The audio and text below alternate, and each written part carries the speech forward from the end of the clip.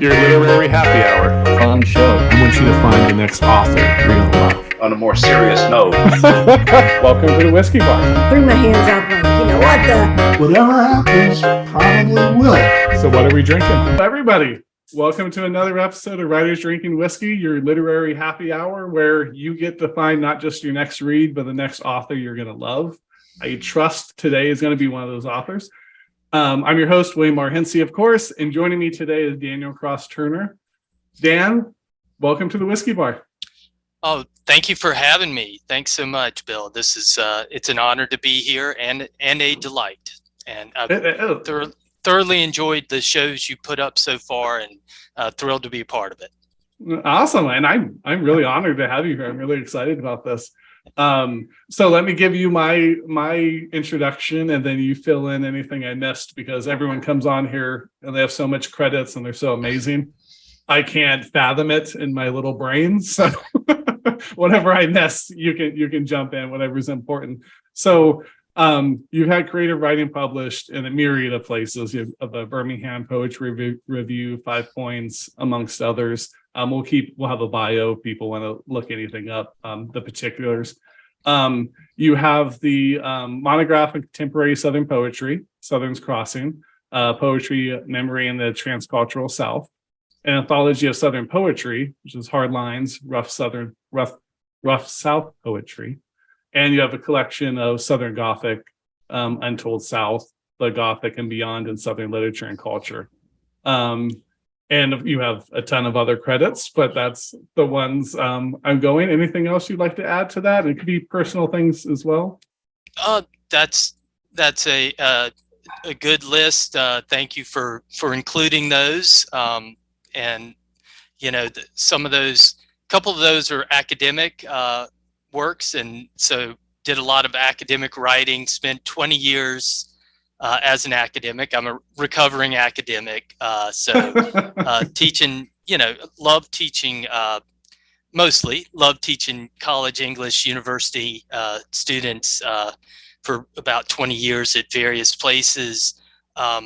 Didn't love the grading, but did Sure. love actually teaching the performance of it and the learning aspects of it. But I kind of worn out with the academic writing, and I really, I love the reason I got into that was I think sort of like Tim Johnson, who you had on earlier, but that love of the literature and of that literary writing. So now I kind of get to indulge that love. Awesome. I'm happy to hear that, and that's be a fun. We'll tap into that topic more, because I think that's going to be a lot of fun to talk about. But my favorite part of the show, and we always start here because it's my favorite part, and I'm a selfish host. What are we drinking today? All right, we got, and we can do two versions of this. And pardon me with my, I have my headset on.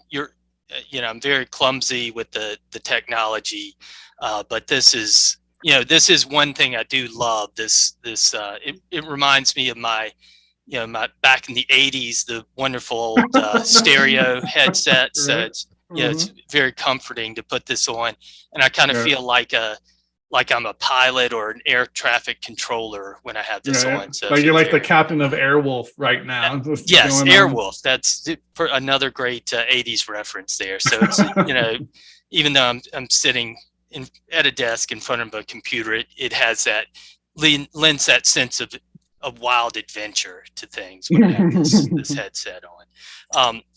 So I've got a couple of options here. The calm and stormy is one way to go about it, or the dark and stormy. And the calm and stormy is the non-alcoholic version of the dark and stormy. But this is the South Carolina or kind of low country version. But I'm not being paid for this, even though I'm doing some product placement here. But Blenheim's ginger ale. This is a really spicy ginger ale. It was this doctor in South Carolina I guess in Blenheim, South Carolina, this town in Marlborough County, South Carolina, back in the 1890s, he was trying to bring people into the mineral springs, and he was selling mineral water, but it tasted so bad. He got some Jamaican ginger and sugar to spice it up a bit, and it took off. And so, since the 19th century, there's been this Blenheim ginger ale, but it'll really, it's got a kick to it. It'll open up your senses, your sinuses here. So it's good for this time of year. But Blenheim's, and you just open up your bottle, and it's only available at certain places. I got mine at the Georgetown Ice House in Georgetown, South Carolina, on Fraser Street, which is a wonderful little shop there. And I'm just gonna spoon in some ice. You hear clicking off camera. And then, if you want, you can add in some good dark rum, some Goslings, or if you want to get literary and get fancy, you can put in some Pilar, Hemingway's, named after Hemingway, I guess, in homage to old Papa's Pilar. But you just dump in some of this nice Blenheim's, get a little spice, and then to get some darkness, in addition to the rum, if you're doing that, but get some fresh pomegranate juice and get that in there too, and that gets it a nice purplish consistency, and also some fresh lime slice on the edge there. Sure. So it's kind of a nice. That looks nice. Nice rich drink, but you can go dark and stormy, the alcoholic version, or the virgin version with the dark and calmy, I like to call it. So, right, I like that. Settle things down, but it's with the Blenheims, it's kind of a South Carolina institution, and I know you've spent some time here on this coast, the other coast. In the Low Country. Absolutely. No, that's good. And I'll include the note, the recipe is the word I'm looking for here, the recipe in the show notes here. Yes. And I'm going to have to get some of that ginger ale. I love a ginger ale and whiskey at times, but yes. Canada Dry is good, but sometimes it's a little too sweet for me. Yep. So the spiciness and stuff you mentioned there, that sounds like it would be delicious. It'll pop it up good for you. And yeah, if you need some, if the pollen's out, it's good for that too. It'll wake you up. Yeah. And we get that with our smog and the weather changes here. The allergies can go nuts. So I'll have to get that ahead of the next rainstorm. Yes. So I'm going to try to make this quick, but I love a whiskey sour. And I happened upon a recipe for a blood orange whiskey sour. And we've been going nuts on blood oranges here recently, and I've been using them as my garnish for my old fashioned. So it's going to be fairly simple, and I'll include it on there. And I want to make sure I give credit where credit's due. Here's my Post-it. I got it. Post-it time, because I'm very professional. The Gastronom blog, and I'll link it in the show notes here. Gave me the idea for this, and I'm taking a good 75% of the recipe from them with my own little version of it here. So blood orange, we're still going to use some lemon. I've already peeled the juiced, I should say, and peeled the blood orange. And what I actually did was made some homemade simple syrup, which is just simple syrup at its core, just half water, half sugar, granulated sugar, and you melt it and mix it up. I took the orange peels from the blood orange and cooked them in there, so it got a nice orange flavor to it. And then, because I apparently had a lot of time on my hands last night, I took those peels and then candied them. So they were already drenched in sugar, candy those in the oven. So that's going to end up being the garnish for the drink. Yeah. And you don't have to do all that. You can just use simple syrup bot and everything, but I don't work apparently. That's amazing. That sounds absolutely delicious and refreshing. Yeah. So, and the recipe is simple. So it's about an ounce of what I did was about about a half a blood orange and a half a lemon. And if you're doing it when you're drinking, I always peel them first, so I have the peels if I'm just gonna use it for the juice. And then that gives you the peel and the juice. So, and I have a little cup here that I'll show everyone, but it's just a mixing cup. And then I like to put just a couple dabs of the aromatic bitters. I always say the name of this place wrong. Angostura. It's a bitter place. They make a really nice one. I'll give that just a couple dabs.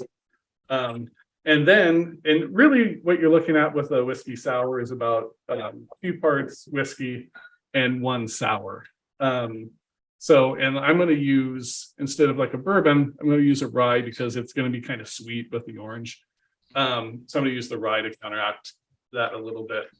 And I'm going to measure, as you can hear, as I just pour that bottle loosely into there. And that is about it. I'm going to give this a quick shake and then dump it into a glass. Give it a little more of a shake. That sounded sad. And then I have my my glass with my one large little ice cube. Should be the same one that you had mentioned, Tim TD Johnson's episode. Same ice cubes I mentioned there. And dump that in there, and I'm going to use the lemon peel that I had off as the garnish, and I will show it to everyone rightish about now. Wow. Yeah. What is that? So yes. Cheers. Cheers. Yes. I lost my manners and didn't cheers there. I apologize. That is, well, that's worth the price of admission right there. That's Bill, did you ever work as a bartender? So, it's funny, as we record this, it's March, and the March episode is with Matthew Kaye, and I make a crack that I'm going to have to go to bartending school to keep the show going. Yes. And I actually went to bartending school, like once upon a time. Wow. 20 years ago. And in fact, I went, and as is my habit, I never graduated because I got a new job before I finished, and that job was a little better than bartending. Yeah. And I went down that path. I can't tell you. I mean, we did mix, and I was learning theoretically.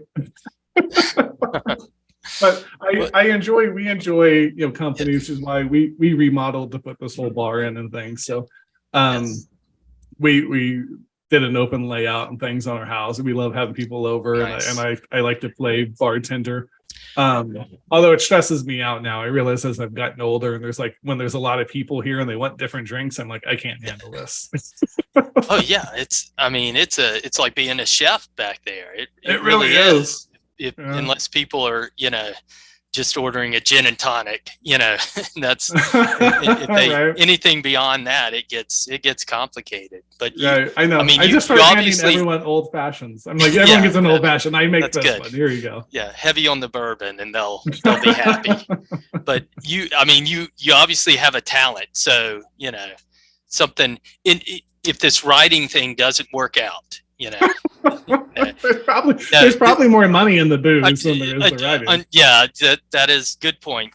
And they are not, as I think you're making clear, not mutually exclusive. They can be mutually beneficial, mutually supporting too. So, exactly. Yeah, you need to lower those inhibitions sometimes to get past that writer's block. So definitely, that's what we're doing. Absolutely. For the audience here, I know you're in South Carolina. You want to pinpoint it a little bit more? Yeah, I live in in Murrells Inlet, which is a small, they call it a fishing village, or and the joke is it's a drinking village with a fishing problem, fishing village with a Right. drinking problem.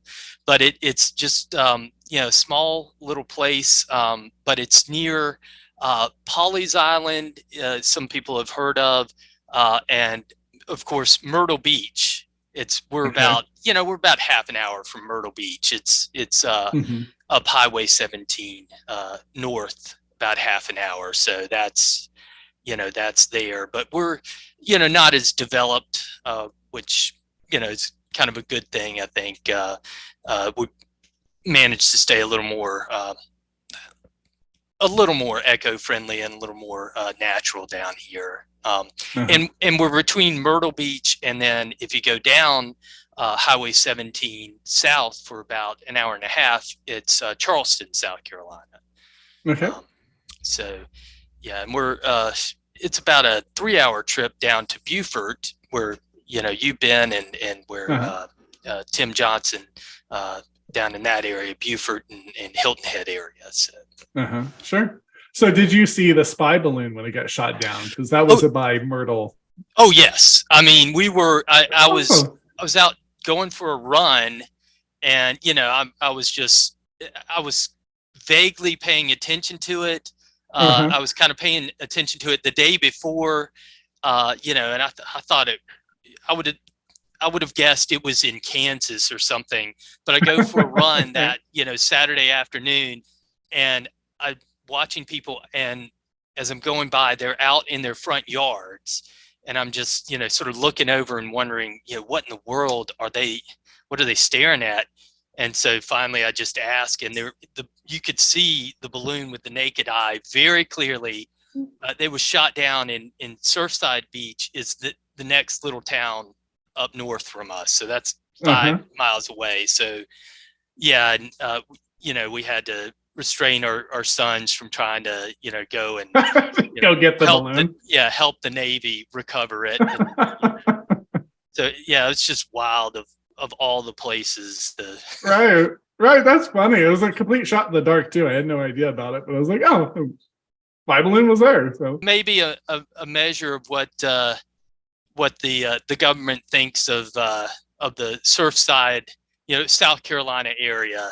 If the balloon's got to go down, it's if it's filled with all kind of toxic elements, well, that's the place to.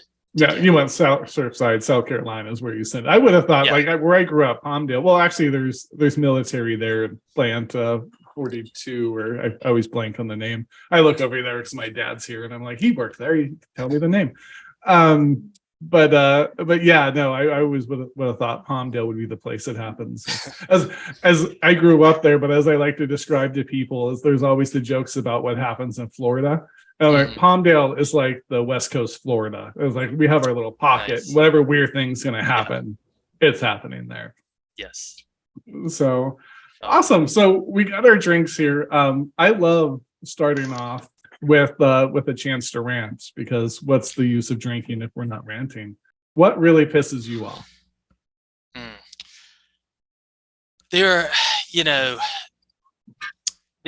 There are many.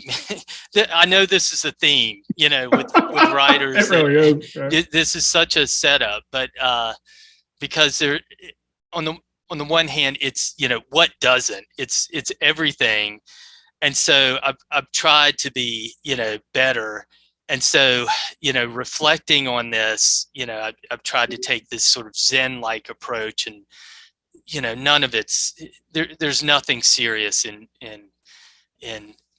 mortality anymore, but that's of course that's not true at all. So everything, paperwork, passwords, I've got just about anything, but the main thing that gets to me are sort of things that I self-inflict. And I think the main thing that on a day-to-day basis are dogs, my dogs. We've managed to accumulate 3 big dogs, large dogs, and that's at least 2 too many. It's just chaos and confusion here every day. Mhm. So they're really terrible. They're all rescues, which, I say as some kind of defense for what we've done. You're a good person. You rescued Yeah, your dog. we pat ourselves on the back and then, go yell at the dogs again. Mhm. But just to give you some idea, we have one there's so many dogs in this area because they're hunting. A lot of people hunt with dogs, and so if they get lost, they just sort of never come back, and they wind up at these kennels, these shelters. So we have a foxhound, which is like a tall beagle, Uh-huh. and he is, we just went and we just got him without doing any research because took the boys with us, and they of course fell in love with him. But he is very vocal. He's, I think they say melodious is the term that's used. He loves to sing, i.e. howl, Mm-hmm. goes crazy. There are coyotes in the area. He'll, ram through the fence at coyotes. But he's also incredibly clever. He can open up our fridge. Really? That is dangerous. Yeah, incredibly dangerous. So he'll open up the fridge, and we put up baby gates to try to keep him out. Right. He gets help from the other two dogs, which are kind of yellow lab mixes, but he's the ringleader. They'll smash through the baby gates.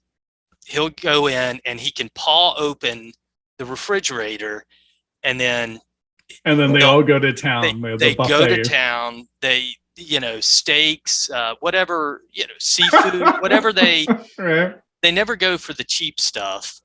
They love ice cream, really a big fan of ice cream. So they are just awful, terrible creatures. They have. So that's my lip. Sure. And we've, we were just stocked up with animals, and, our boys claim they love them, but, what do they do? And so our younger son has been begging to get a cat for years, and we've staunchly refused. And sure enough, the day before his last birthday, he came home with a stray cat, and got a cat now. Oh, that was brilliant of him. Yeah. Learning from the dogs. Oh yes, yeah. And so we're head deep in animal fur and Right. just total ruin over here. Right. So that's we have two chocolate labs. Nice. In which my wife always teased me because our so we're blended. We have the two older girls that I had with a previous relationship who are both adults now, early 20s. And they were getting ready to leave the house, and I suddenly want to go get a dog. I actually didn't want two. I just wanted to get a dog. Yeah. And I, because I'm not a good person, I wanted to go get a chocolate lab. I just thought they looked cute and was really into it at the moment. Yeah. And so we go to pick it out, and then the two younger kids saw them, and they're all puppy piling and things, and they're like, oh, we can't just take them away from their puppy pile. We have to get two. Yes. And I'm like, yes, we do have to get two. And my wife's like, like your two girls are getting old and gonna leave the house, so you're just gonna replace them with these dogs. Yes. And I think she was right. I'll never admit that to her, although she can overhear me as I say this. But I think she was probably right about it. Yeah. And they're the smartest and they're the sweetest dogs in all the world. Like, they would never in the world hurt anyone. But I'm always irrationally angry with them.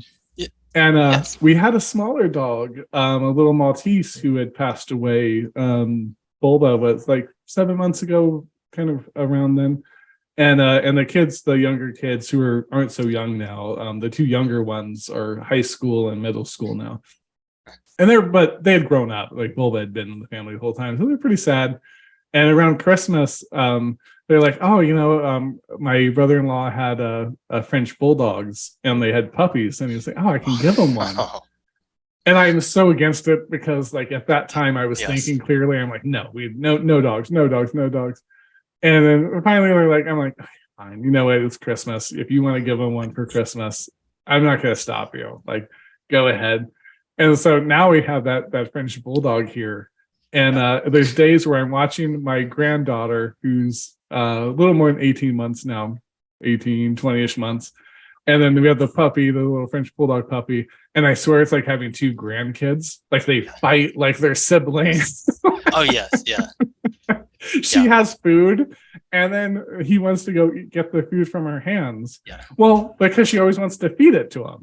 But then when he takes it, and then she gets mad. And so it's like this war. And I'm like, what? Why was I was thinking clearly for 1 minute, and it went away. So it's just snowballs. Once, we had a similar, and I think you're right that it's,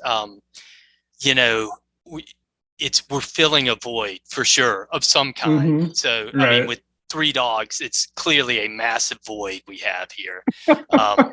And we just, we had the first dog, but he needed someone to play with, and that he was going to calm down. That Right. was really going to balance him out. And so we got another dog, the yellow lab, they are wonderful dogs. And then we did go get another yellow lab mix because they had one. They contacted us at the shelter, and they know we're suckers. But that was, we were supposed to rehome her to my wife's parents, and they wound up saying no thanks. So they went and got another dog right. on their own, and so we were just kind of stuck with the 3. But the 2 labs are just, every morning, they're just like, it's like, brother and sister, even though they're not. Sure. But they just, Right. they are 100%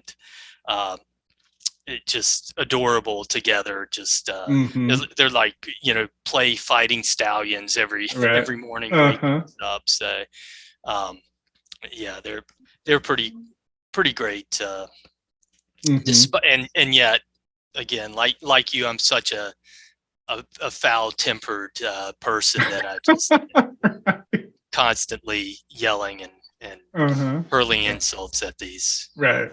I feel like sometimes it's an abusive relationship, because I'll be like, I shouldn't yell at them. They're so sweet. And then I'm like, oh, I'm like extra good to them. And then they like do something. And I'm like, oh, these dogs. Oh my These goodness. dogs. I think that's our role. What's a guilty pleasure? I love, again, with writers probably have a whole list, but I love naps.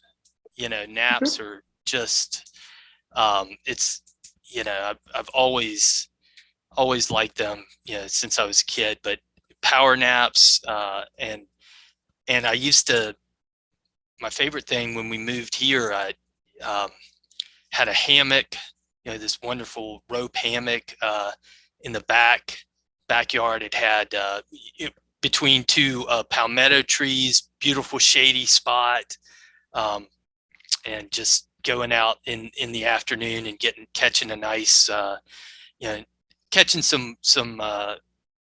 good winks. And I always dream, so I'm kind of a vivid dreamer. So I think that's part of it. I'm drawn to napping and just typically feel very refreshed. Although that beautiful hammock, of course, once we got the foxhound, he ate it. Just ate through the whole thing. That's where the anger comes from. Yes, I think we just got to the core of it here. There's a lot. He destroyed my Zen space in the back, in my napping space. I just completely ate it. Yeah, and a steel hammock is not the same. No, I've tried. It's just doesn't have that kind of, it's Gilligan's Island comfort feel to it. It's just not the same. So it's Sure. Do you ever lucid dream? Do you mean what does that mean? So and I hope I'm not mistaking the term here. I think lucid dreaming, and I actually do this sometimes. It's where you're dreaming, but you realize you're dreaming and you Yeah. can control it. Yeah. And so like you realize you're a dream world and like you can start controlling things like it's in your dream. Yeah, absolutely. Yeah, I do. And that's those. I feel like those are the fun ones because you actually it's like you're writing that. It is very narrative in that Sure. in that mode because you're part of it and you feel like you have control. I've learned to cope with the bad dreams. I used to have kind of even the hypnagogic hallucinations, which like the succubus feeling, that something's sitting on your chest and you're just coming out of a bad place. But even those, I have more distance from them now, and it feels like you're kind of getting it out of the way for the day. It's over now, and so that horror is done. So I'm probably going to have a good day now. Right. That's the most positive Zen outlook ever. Like, that horror is over. No, everything's good. Now I can go yell at these dogs properly. Right. Yeah, but it that used to not be the case. I used to, in fact, I think I would take a nap sometimes to balance out a bad dream, and try to make it up in the Right, afternoon. Sure. Let's see what we've got. I've always connected dreaming with creativity. Sure. I think it makes a lot of sense, right? Because then it's your subconscious mind. Yeah. As where the power is and a lot of the creativity comes from. So, I think it makes a lot of sense. Yeah. I used to, when I was commuting, I was so underslept actually because I was still young, and so I want to stay up late. I'm going to put the kids to bed and I'll stay up for a few hours and do things, and I'll wake up early and try to commute. And I used to sleep on my lunch break every day, and there was a time where all of my dreams were nightmares, and that's actually where I learned that I could lucid dream, because there's a few times it was so terrible that I realized I was dreaming, but I didn't wake up. And I was able just to change it, and then I realized, that can happen. So it doesn't happen all the time. It happens fairly regularly now that I'll realize I'm dreaming. Wow. And I'm not so sure that's actually the best thing for you. I feel like maybe like my mind would be more at ease if it just did its thing. But the one that I used to always have was because I would park under a tree so that when I went out for lunch to nap, I was in shade. And I would always have a nightmare that I was driving and I couldn't stop because I'd fallen asleep. Yeah. And then the tree would either be like a person standing there or it would be like a pole or something. It was always something there, and I would always have that nightmare. And I think it ruined napping for me. Now I just, very rarely I'll nap, but I just most of the time can't even fall asleep. Is there anything that haunts you? I mean, probably too many things, but yeah, I mean, I think I'm, the past, generally speaking, Sure. just sort of a lack of a future. I remember. And I think, I think my uncle kind of lived this way, and he was an interesting figure. But, and I know you're of Scots heritage. You have some Scots heritage at least, but he always kind of blamed it on Scots heritage. I don't know if that's everything was related to Scots heritage with my Uncle Dave anyway, so Sure. Good, bad, different, but yeah, it's just sort of the past is almost a suffocating influence, and really just thinking, living in the past and not really facing a future. I remember, when I was an undergrad in college, and I was taking a class on Faulkner. I was, like 19, and there was the professor who was teaching this essay by Jean-Paul Sartre on Faulkner's Sound and the Fury, and Sartre compares the characters in The Sound and the Fury. He said they're in the back of a car, the back seat, facing backwards, and the car's racing down the highway, and they're all just, the present is just these dim glimpses of the trees on the roadside, just momentary glimpses. That's all the present you get, and there's no future. The future's, they have no sense of that, and everything's just past, and they're just sort of living and totally in the past. And he was critiquing that and said, it's a powerful vision that Faulkner's given you, but you can't accept that as reality. But I remember as a 19-year-old kid, it sounded right to me, and that's kind of how I'd lived. And, I grew up Presbyterian and from a line of Presbyterian ministers, kind of Scots Presbyterian. And so I had this sort of, dark Calvinistic predestination that really almost not having a future, or who's concerned with the future. But I'm starting to balance that out a little bit more, and trying not to be, haunted by the past, and just trying not to live in it so much. Sure. Yeah, no, that's what I think really powerful, the way you put that. It's suffocated by the past. And it's fascinating because I've told it before on here, so I'll try to do the more Cliff Notes version. My family, we moved from, most of my family was in like West Virginia, like on my mom's side, like Appalachians, but like West Virginia, Ohio. My mom, I think, was born in Steubenville, Ohio, but a lot of that area. My dad's side is mostly like the Pittsburgh area. Mm-hmm. Sorry, my crazy Steeler sign over here. Yeah. I've mentioned, and we moved when I was very young, and my dad was in the Air Force, so we were in Omaha. I think Duffet Air Force Base was where he was at, and then we came out to California a little bit before I turned 5. So I didn't have that much of a relationship actually with the extended family. Tried to grow that more as an adult, but still not a lot. And so we came out almost rootless. And then we moved to places like I've never felt like I belonged to a certain people or a certain place. So my connections with the past have always been kind of perilous. And I joke because my wife is Chinese, and we're very close to their family. They had she was actually born in Hong Kong, and they came over. I think they were Chinese, but they were on the Vietnam side. There's a river, I guess, that marks part of the border. They were on the Vietnam side, and then with the Civil War, they kicked all the Chinese out.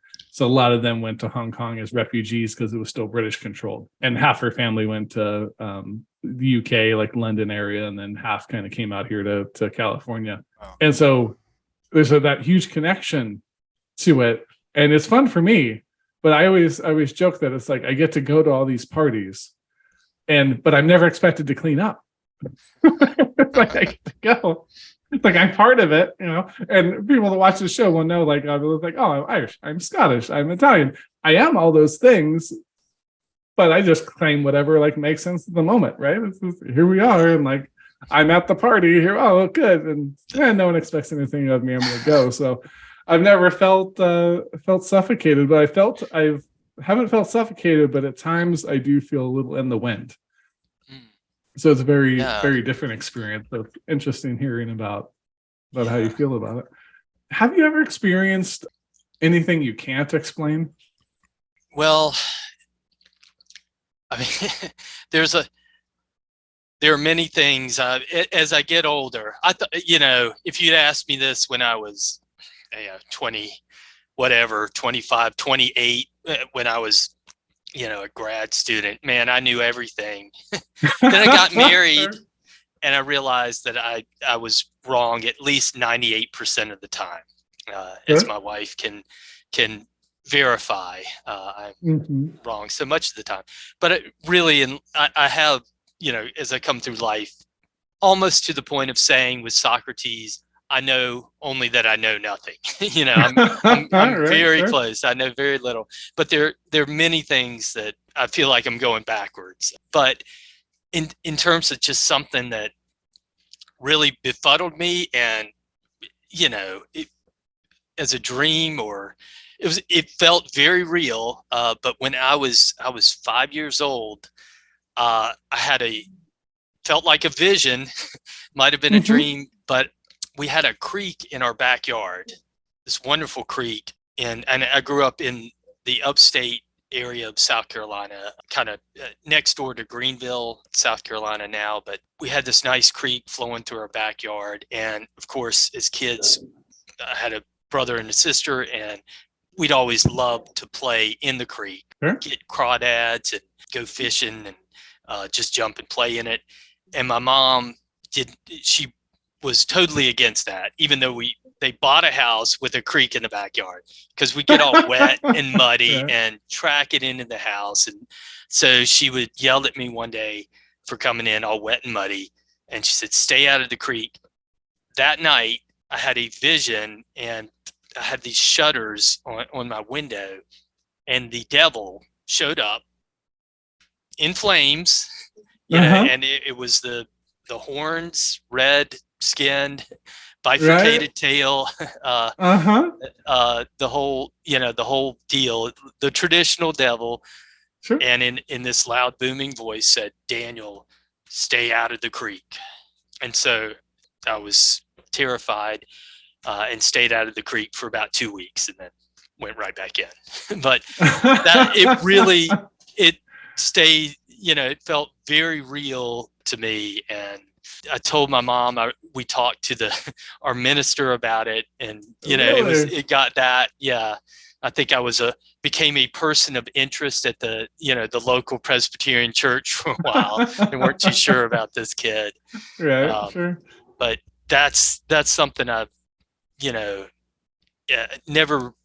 I'm sure there's the psychological explanation, and it was just a kind of hallucination in the dream, but it really felt like it was real. Well, I've never had any dreams that powerful, but there's one dream that has stuck out to me, and it's very wild, but it was not even wild. It's just weird that it stuck out to me. That in fifth grade, I had my first crush on this girl in my class. Who my first crush in general was Paula Abdul, because I'm a kid from Oh, the sure. '80s, and Yeah. I loved Paula Abdul. And for some reason, I thought this girl in my class looked like her. Sure, she probably did not look like her. But to me, like my fifth grade Yes. mind, I was sure she was like young Paula Abdul, and I had a crush on her. And that one night, I have this dream that we rearranged our desks. In that particular class, they weren't just kind of lined up, right? They were just the line. It was like, oh, you're in a box, you're in a cube. Like they were she would always change the formulation of them. And I have a very vivid dream about how she changes Miss Sullivan, my old teacher. Mm. She changes the formulation of the desk. And not only does she do that, she sits me right next to mini Paula Abdul here. Yes. And I have this dream that, that's happening. And I'm in fifth grade, so I'm actually nervous about it. Not like, oh, I'm excited, I get to sit. No, Right. I'm like, oh, I'm nervous. I go to school like nervous this is going to happen because the dream was so vivid. Wow. And we go in class, and literally she changes the desk exactly in that method, and I'm sitting right next to her. Wow. That And is wild. No other prophetic dreams in my life. That was, I guess, the one, and Yeah.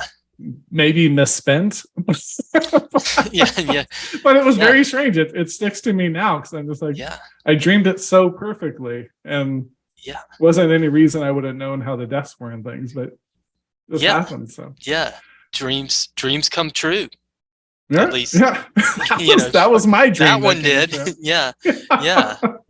That is wild. There's strange stuff, dreams.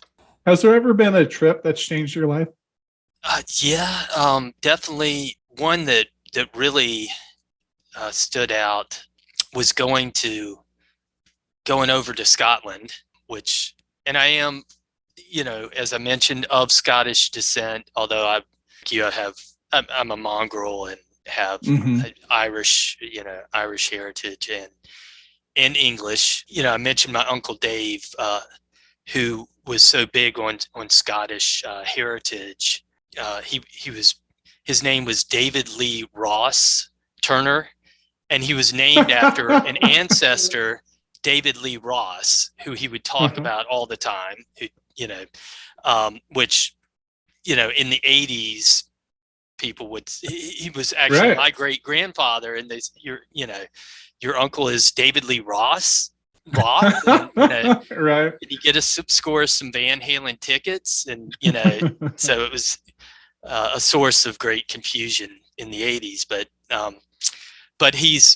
Uncle Dave was big on Clan Ross and all things Scottish. He would buy these like trucker hats with Clan Ross emblazoned on Uh-huh. it, and Sure. we get that every Christmas. So, but it turns out that whereas on that side, the Rosses are as much Scandinavian, as Sure. Scottish. So that was an interesting find, and of course, are descended from Viking warriors. Sure. Yeah. I was just thinking that because there was Yeah, a lot of you Vikings. So there's probably a lot of that when you go to Oh, Scotland, a lot of Scandinavian. That's coming in from the north. But I do find it interesting that it's Viking warriors and not bakers, or it's always the Right. noble warriors that you're descended from. But Uh, so Scotland was always someplace I wanted to be, and got the chance to go over there, and went to Stirling, which I know you mentioned the William Wallace the Wallace Monument. Yeah. connections and the Wallace Monument there and the castle, but my favorite place was St. Andrews on the coast there, which is, I don't know if you ever Didn't get a been out chance to that go. way. It's wonderful. It's just a beautiful kind of old seaside town, and there's a little town called Crail right nearby. That there's this medieval stone harbor there that's just incredible. But St. Andrews, there's this old cathedral it's in ruins. There's still the basic frame, but it's medieval cathedral that was actually kind of torn down by reformers because they wanted to go build a poorhouse in the main city. But I just was over there with my wife, and we brought our 2-year-old son over with us, and we were just sitting in the graveyard there with the beautiful old ruins of the cathedral surrounding us, and our son was just kind of dancing and playing between the tombstones, and Sure. it was just kind of a wonderful place and wonderful memory that turning the graveyard into a playground, and Uh-huh. I just like the openness and the airiness of the place, and yet there's that deep rootedness of the history as well. So, Sure. Yeah, that's a really beautiful image. Because I always think, death's sad, right? It is when we lose someone. We're of course going to be sad. It's very natural. I feel like sometimes though we don't get to the celebration part to where it's like, yeah, but they lived. That's why I always love the idea of Irish wakes and things to where yes. you really celebrate. I've always told my family that's what I want. Like it could be tomorrow, and I realize that's too early. But let's just celebrate what we had, like that we had this time. So having the ruins of the monastery there, and then the 2-year-old that's just celebrating life almost at all moments when they're not pissed, right? And they're just throwing a tantrum, yes, celebrating that they're there. Yeah. There was some of that too, traveling with the 2-year-old, but Right. So that's cleaning up the memories a little bit, but when he was not, not throwing his bottle and and having a fit, there was some joy. The joy's the other side. So no, that's true, and I agree totally that the celebration, especially in the midst of death, that's crucial. So maybe now would be a great time that we could dip into your writing. Sure thing. Yeah. Thank you for this again, for this opportunity. And Oh no, thank you.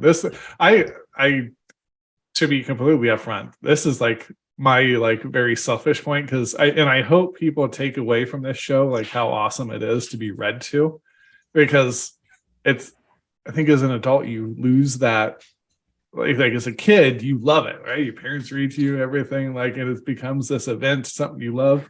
As an adult we forget just that simple joy of being read to. So this is my second favorite part of the show. That's why I save it towards the middle portion here. So I'm looking forward to this. Yeah, it's well, yeah, it's like adult story time. So, yeah. Well, this is it's a piece. It's still in progress, but it's a piece of creative nonfiction. And again, you know, I mentioned I'm kind of haunted by that family history. So this does the larger excuse me, got a little piece of the Blenheim spiciness there. Yeah, little spice got me here. Let me take another swig and see if I can fight fire with fire. So the larger manuscript is, you know, kind of explores different figures from family history, which is in this case it's kind of Southern and Appalachian too. And my mom, by the way, was from a little town called Bruin, Pennsylvania, which is it was like population 500 and still is, so hardly anybody's heard about it, but it's Western Pennsylvania, kind of near Clarion. But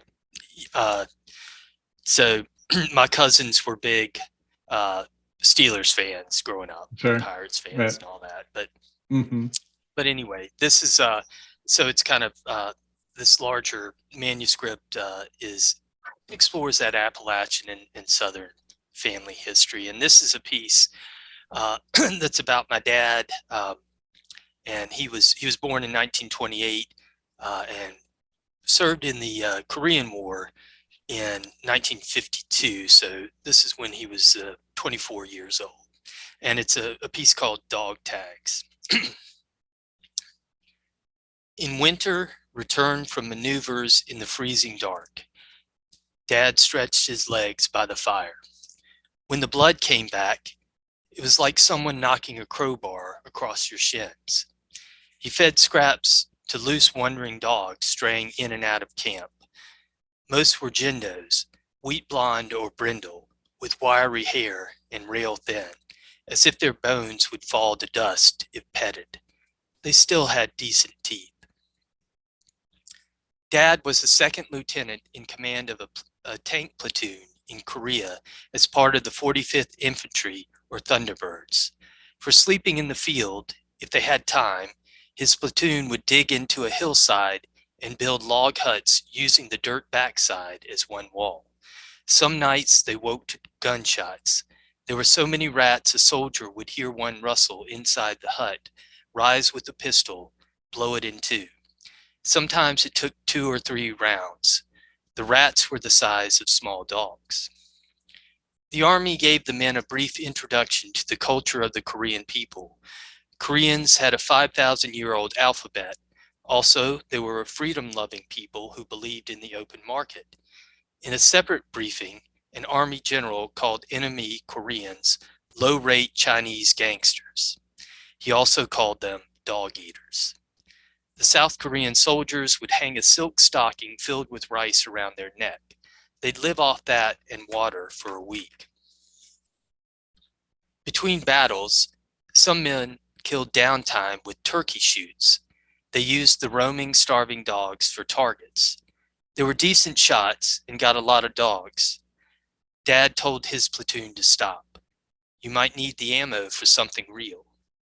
The sound the dogs made yelping when they were hit but not killed was almost human. In summers in the Depression, Dad returned to the family farm in Southern Virginia. The old Ross place had drawn down to a small farm run by his Uncle Guy. When he got old enough, Dad worked the farm. One day a stray, with one blue eye the color of the fall sky, came to the porch wagging happily. Dad took him in, despite Uncle Guy's misgivings. "There's something ain't right in him, son. How he come to be here and nobody asking for him? Looks right friendly. Can I keep him?" "For now, till the wrong shows itself." It did.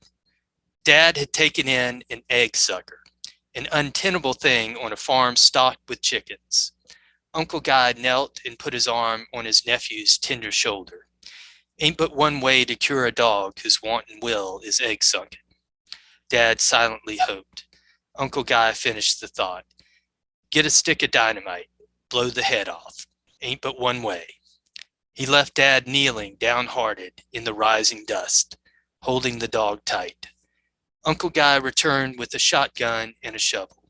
He paused, not looking at my dad with the dog, but staring to the skyline, across the slant fields and gullied woods. "You coming?" Of course he was. He had to. There was a code for being in the world in that place and time. Appalachian Virginia, haunting back to a Scots grim acquaintance with the dark. If your dog was to be shot, you were the one there to do the shooting. And so he did, and dug for the dog a thin grave topped with a rough cross of 2 sticks lashed with twining. And with our family pets, he was slow to have a dog put down, waiting until the creature's last reserves were spent, the redouble of that gun crack among the old growth and tangled understory where my young father had come to grief. When a soldier under his command died, Dad wrote the letter home. Inside the letter, he enclosed the dead soldier's dog tags. It was a turkey shoot.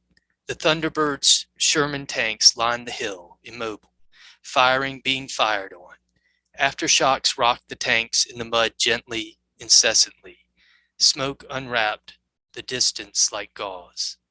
Hunter, an African-American soldier, opened the loader's hatch to Dad's left. Hunter's body slumped, the head clean off. The shell carried off his dog tags. He came back with others to see Dad. I heard this in the night on fishing trips, half sleeping in a creaky cot in the rented cabin on Lake Moultrie, no door to filter the sound. Late in life, late in the day, Dad had a drink, liquor, clear or brown, always hard, on ice, as he walked the backyard, securing the perimeter, taking careful note of the trees and plants and how they were doing. He'd whistle for the dog to come with him. Dad came back with a decoration for his service, bronze in the shape of a star. He never wore it. As boys, we found the bronze star still in the box. We'd put it on Dad's Army Reserves uniform, required silver leaves on the shoulders, and play soldier around the yard.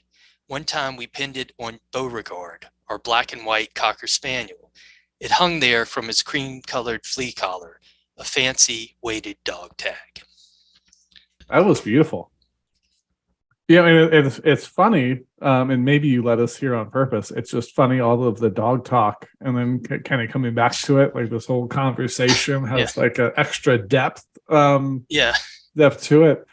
The image of seeing the scrawny dogs, out, and then the soldiers just shoot, using them as target practice, which, I try to impress upon people when they talk about it is when people are at war, like you got to like throw off whatever your morals are when we're sitting around the house watching, Roseanne or whatever we're watching.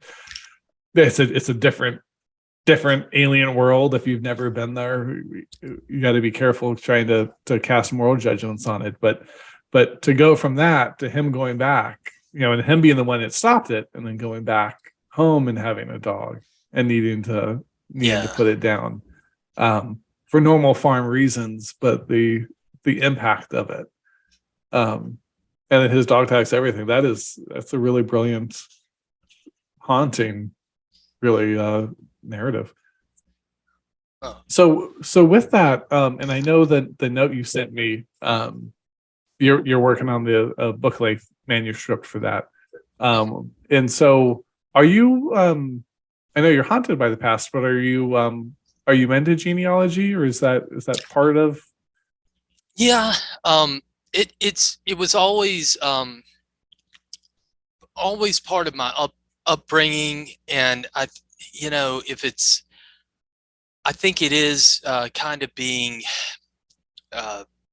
maybe it's a Southern thing, although you were in sort of Appalachia, and in that, West Virginia kind of counts as Southern in most things, but you did Sure. move out. But Mhm.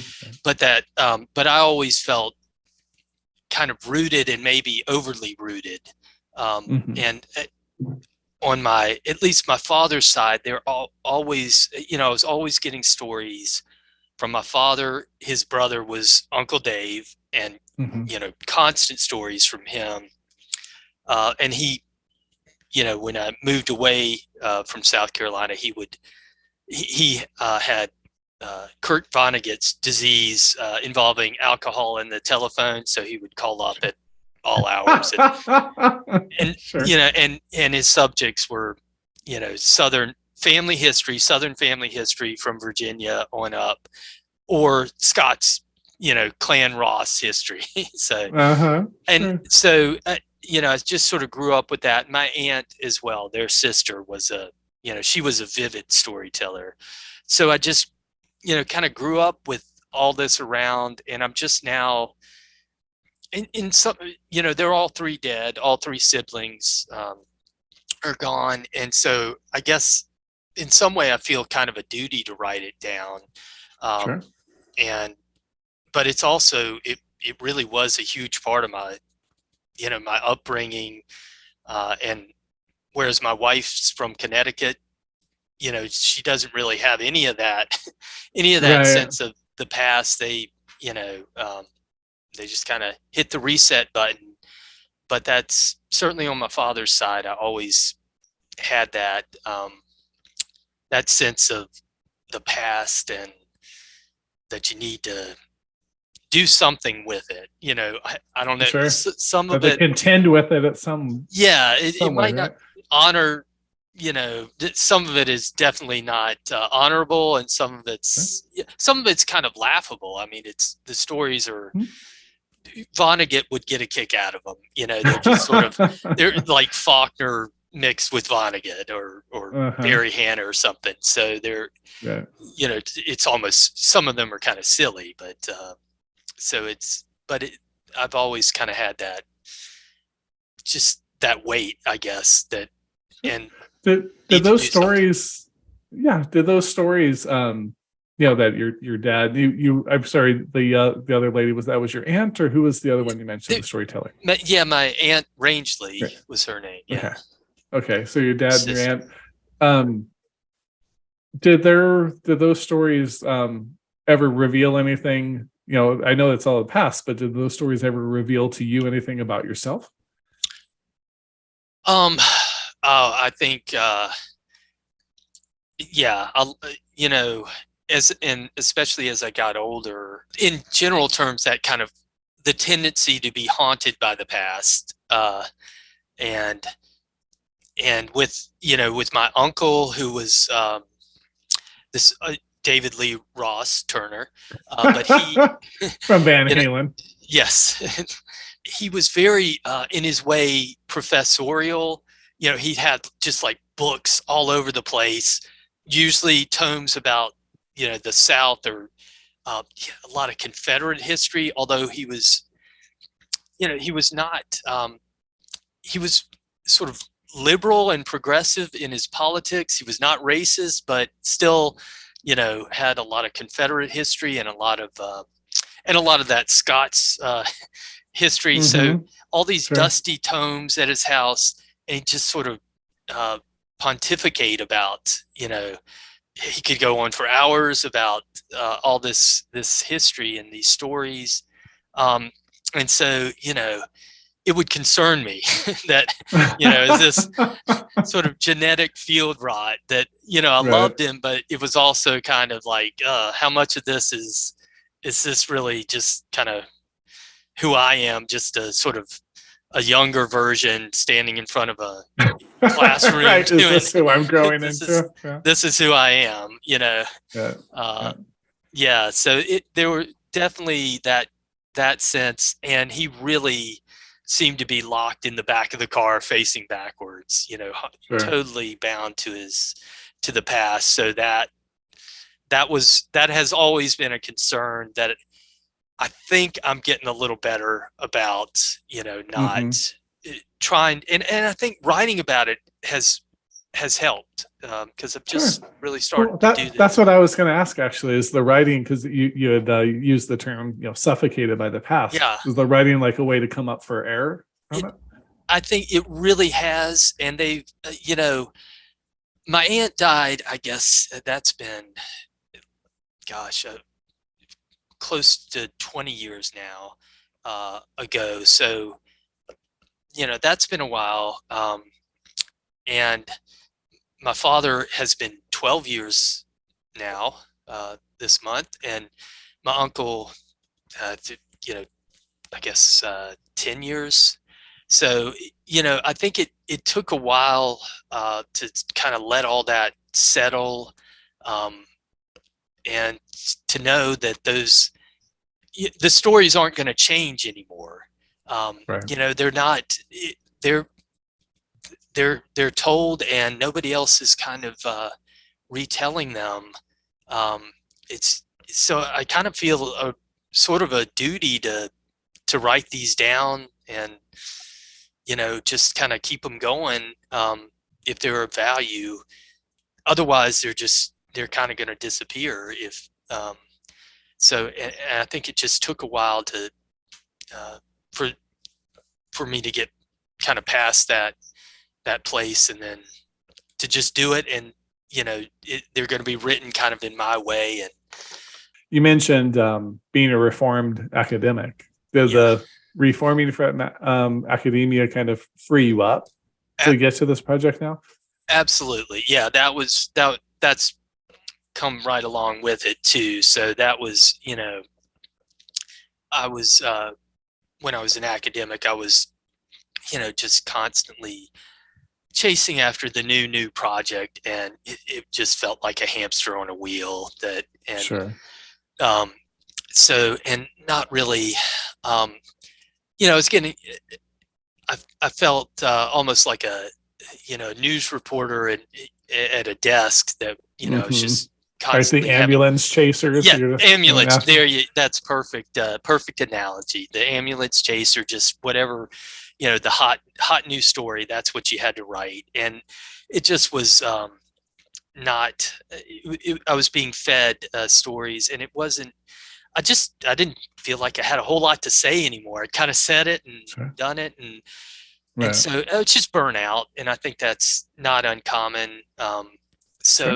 It's been sort of a gift to be able to, these are stories, these are people I care about, and there are stories that I care about to try to curate in some way, right? To keep them alive. And I think they illuminate because they're so personal, but they really illuminate something about just the human experience that's transcends the personal, the family, the past. Yeah. Like I mean, and I mean this genuinely. That story, like, it's still sticking with me. That Doghouse was really lovely. Seems like not the right word, but actually I think it is. In the sense that love has such a varied and spackled and just marvelous kind of definition to it, right? We use love for our kids, for our wife, for our grandparents, for the sports teams we love. Like, yes. And that used to trouble me when I was younger. And it was actually when I was getting married that I was writing my vows that it stopped troubling me, because it used to trouble me because as a writer, right, we spend a preponderance of time on words that isn't healthy in a lot of ways. And I'd be like, we have 86 different words, probably more for murder, right? Like regicide, homicide, genocide, like every type of murder, you can find a word that describes it. And then for love, we basically have one, right? We do it. And then as my wife and I were getting married, and I looked about, and I had my kids, and she had a daughter, and we have family there, and we have friends, and that unification of us with all of that kind of made that all make sense to me. And I think there's a real way that story gave me that same feeling of, look, you're in the military. There's almost the dual narratives that he's in the military. There's dogs going on. There's people dying that he has to write letters for, their family, and then there's still the life on the farm and the uncle, and then the story that gets passed along to you to now tell and make sense of. That's lovely. I think it's brilliant. I'm happy it freed you up for that. Well, thank you very much for saying that, and it does means a whole lot considering the source. And it's it really does. And for someone who writing creative nonfiction is and that's a whole nother subject, but I think what you said, that you hope that they're personal stories, but you hope that it does have some larger payoff. That's kind of the fear, that it becomes narcissistic. You're hoping to avoid that, and that's why I truly admire folks like you who can you can do you can invent characters, you can invent narratives out of, not totally out of whole cloth, but you can, it really takes it's a different sort of use of imagination that you can bring to life. So you can think outside yourself. It's not your own voice. You can inhabit those other characters so vividly that's I'm just amazed by that. I wanted to touch on, because you had mentioned the the career in academia and things. One of the things I've thought about a lot, and in a few of the episodes haven't aired yet, but I've touched on with some other guests here, is kind of the professionalization of writing. Is that it's almost all writers now are professors, or you have a day job. I have a day job still to this day, and I guess the pros and cons of it, because to me, one of the things I worry about is twofold. Is one is you get the academia side, where you kind of get professors that write to each other, because you need to, like, I need to write, and I've been published in a lot of college, university journals. So I get it, but it's I'm not a professor, but you kind of write to each other. It's like you start, and so it becomes not an echo chamber. It's probably not the exact right term, but to some degree that I think it gets my point across. Or you get the like you had mentioned, it's you need to go ambulance chase. You need to chase that next thing to publish, versus what is really in your heart. What's the really meaningful thing? Yeah. Did you experience that, or am I off? I could be off base, and oh no, that's totally. I think you are absolutely on target, and that's that's just I think it is that is what it is, and you are, and it can be quite incestuous that you are kind of writing for a confined group, and what kind of works for that. Writing from the heart, though, is a huge risk, as you know, and that's so I don't, it's a tough adventure, but I wish that I guess Godspeed on that for folks trying that. I think that's where that's where the real the real genuine writing is coming from now. Because a lot of it, well, and just the storytelling, right? Because I think the flip side is the corporate writing, because then you get Disney or fill in the blank, Sony, big corporate entity, and it becomes spreadsheet and and bean counter writing. Absolutely. we're just kind of been, I feel like as a society, just speaking mostly for America here, because it's a very big world. So it's could be different in other places, but I feel like we're very unsatisfied.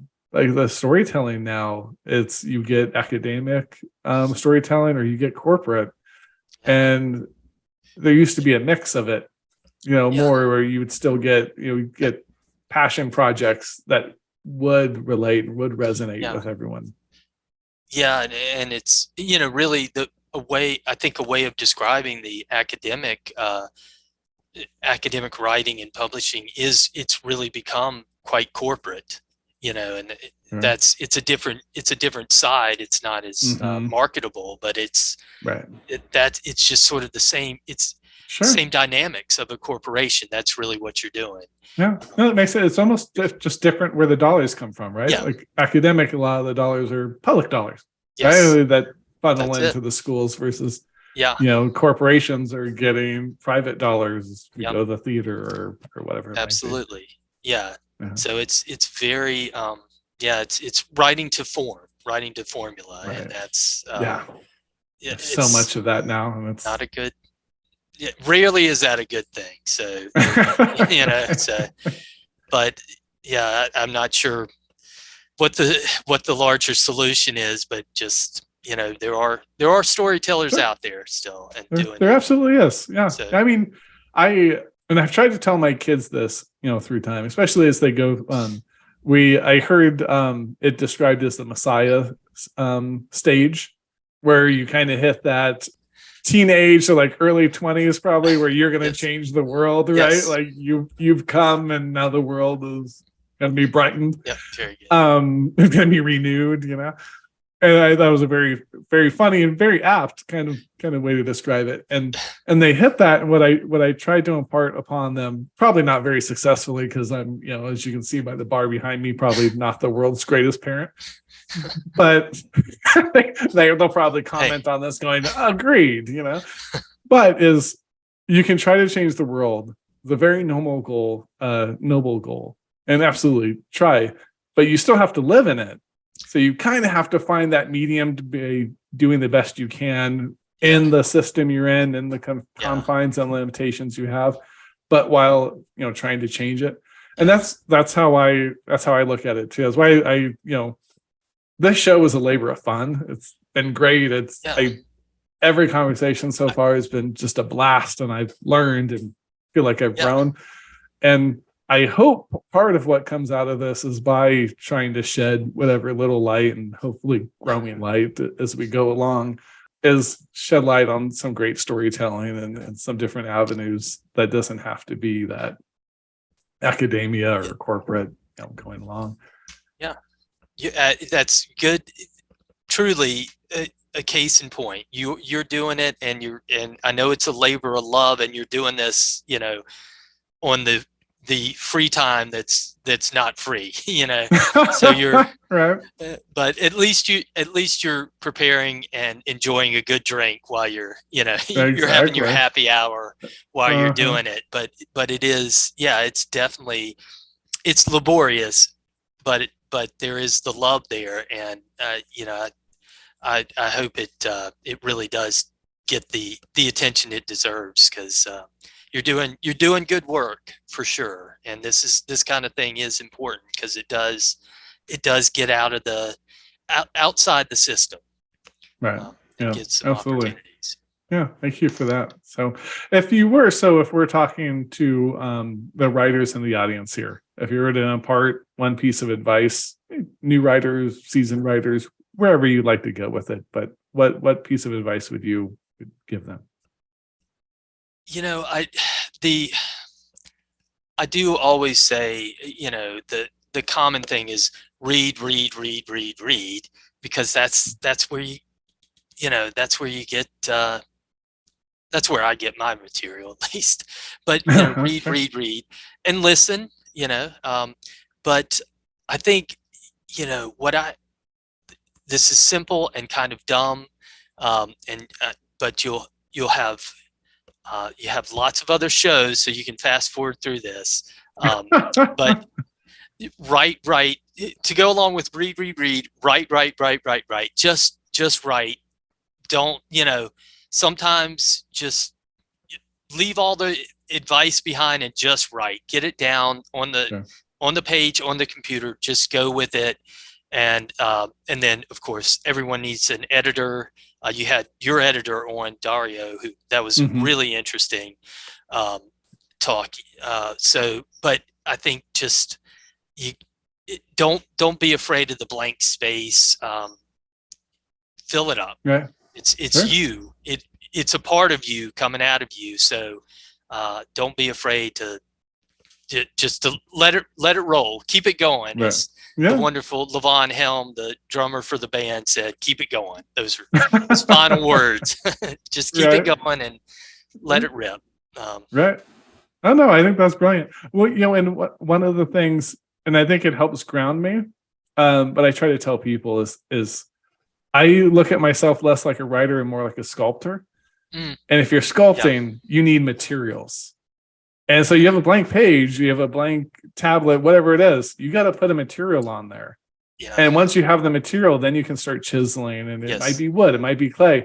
Start figuring out the shape and the meaning and the form of the thing you have. But if you have nothing, you can't sculpt it. Like, you don't have clay, you don't have wood, there's nothing to sculpt. You have to get that part. Yeah. And it's a special challenge versus a sculptor where you can kind of pick a material. As a writer, you have to build a material and then sculpt it. Yeah. But that's part of the fun too. But that's a great analogy. Yeah, that's wonderful. Yeah. Gotta get your hands dirty. Gotta get in there. Yeah. Very Chisel good. away. Awesome, Dan. So I loved in the shows. And I would like to say it's last call, but God knows if people were here, I would drink with you until I fall asleep, because actually at this age, that's what tends to happen. Right. It's 8:30 my time. I mean, this is I'm staying up late tonight for this. Thank you. You're catching me. Right. But yeah, so last call, what I love to ask is more in a general question. We gave some writing advice, but do you have any general, like a life hack, life advice, just one thing someone viewing the show like that's meant something to you that they could, maybe it's taking a nap, but meant something to you that they can take? Yeah, that, I mean, that might be it. But my older son, I went into his room, which we're rarely allowed to do, but a few months back, and he had written on his the inside of his door, posted to it on a post-it note, "Stay centered, period." Stay centered. And I got my wife, and we took a picture of it with our phone. We're like, wow, I mean, he is so profound. We need to learn from him. Stay centered in life. And it turns out, we asked him about it later, he was trying to learn a skateboarding trick. So he was reminding himself to stay centered on the skateboard. Right.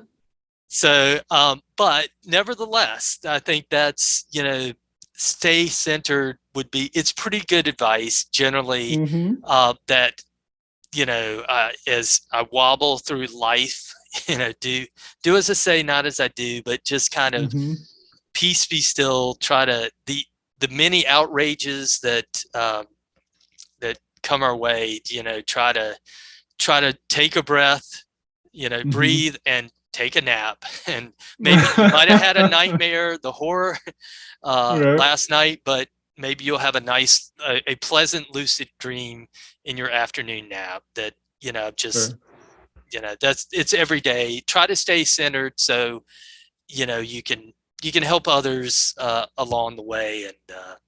And, that's, well, it's funny. It's a wonderful way to close the show, because we had used and you used the Faulkner's metaphor about being in the backseat of the car and looking, and it's like on a skateboard, you gotta be, you're facing forward, right? That's you're good. Kind of to the side, but you're facing forward. You gotta stay centered. So stay centered. Yes. Beautiful. Well, again, Dan, it was an honor having you on. I'm so happy we got the chance to meet. It's one of my favorite parts of this show is maybe we never get to have this conversation, and I feel the better Yes. for it. And thank you so much for being on. I'm honored to have you. And we'll, for everyone watching, I'll make sure that we have any links to get a hold of you, with the website or email, Oh, whatever sure. you like to provide there. I'll make sure it's on there, and they can gather that and follow you along. And hopefully we'll see the I don't know if the larger dog tags was the story you shared, but the larger collection, whatever its title ends up being, hopefully we'll see that in print before long. Yeah. Well, thank you so much again for having me. This was awesome. So, Mhm. and keep it going. That's the goal. Awesome. Well, thanks, Dan, and thanks everyone. We'll see you next time.